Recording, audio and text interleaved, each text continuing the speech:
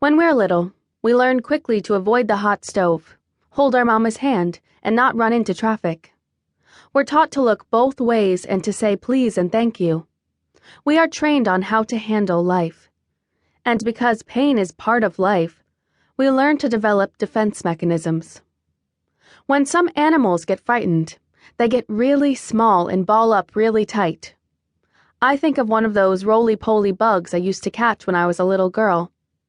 They'd be skittering in and out of my grandma's pots of begonias, up and over the side into the moist soil, out and down to the concrete.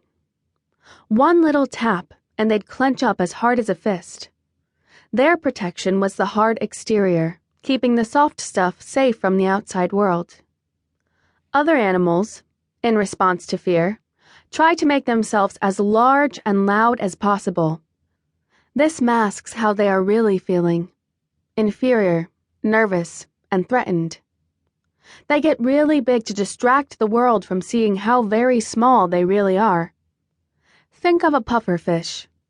When threatened, it puts on a show of crazy proportions, making sure its enemies know who is in charge.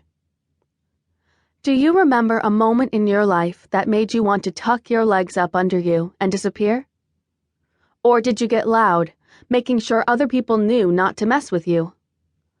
What was it that made you feel like you had to protect yourself? Was it an overheard whisper or seeing something you couldn't unsee? Maybe it was the criticism of someone trusted and dear to you. Maybe it was a feeling you got from being at home alone as an only child or squished between a bunch of siblings. Maybe you embarrassed yourself in a way you thought was irredeemable. We learn to live defensively at a really young age. And, like in the animal kingdom, that fear often shows itself in different ways. Sadly, even the most protected and cherished little girls will still encounter the world beyond what their parents can control. Also, because of our sinful nature, the sin of others, and the fallen condition of the world, things that are not malicious at all can still wound us like a paper cut that won't heal. Families break up. Bullies show up at recess. War and famine and heartbreak prowl the corners of the world and the channels on your TV.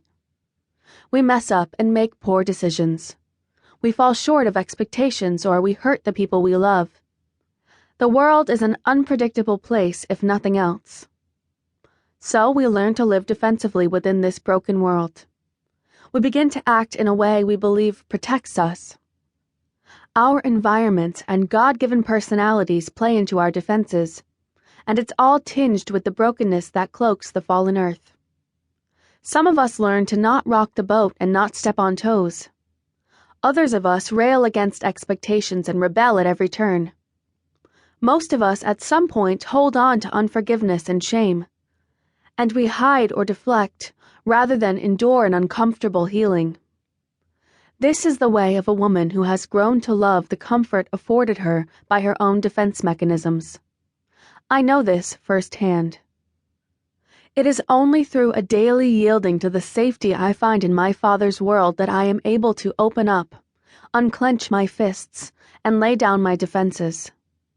The same is true of my friends who would rather get bigger and fight.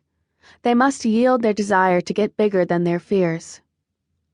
It is because we know we are seen and kept by our Heavenly Father that we can put down our armor and unfurl our hearts. The many camouflages of a woman living defensively. We've all learned methods to protect ourselves. Not one of us is immune to the temptation to live defensively. We find ways to self-soothe and cope with what threatens us. I want to help you identify the ways you self-protect. But it's too simplistic to give you a checklist to figure out what your defense mechanism is. Instead, let's look at some other women's stories. You may see yourself reflected in how one, or several, of these women protect themselves. The Iron Woman. People never believe me when I say I'm fine. But what do they expect me to say? Everyone has been hurt, and most people are tired. Life has to go on.